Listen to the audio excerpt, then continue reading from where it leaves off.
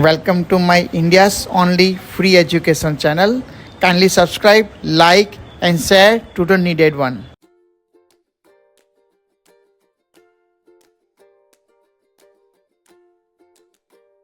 બે ત્રણ ચાર પાંચ છ સાત આઠ નવ 10 મૂકી દો.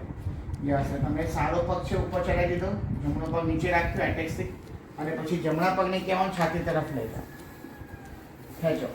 તમારાથી બહુ સારું એબ્ડોમેન સિન્ડરિંગ થશે અને નીચેના પગનું પણ બહુ સારું સિન્ડરિંગ થશે.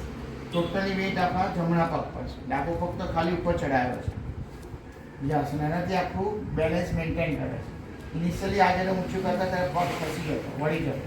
મૂકી દો. હવે આ એકદમ સ્ટેડી રાખીને મેન્ટેન કરી શકે છે. ફરી સરસ, શ્વાસ બહાર કાઢી દેવાનો. આ પગને છાતી તરફ ખેંચવાની કોશિશ કરવાની, આને રિલેક્સ રાખવાનું, આને બેલેન્સ મેન્ટેન કરો, હલે નહીં એવી રીતે મેન્ટેન કરો. યસ, મૂકી દો. બહુ સરસ.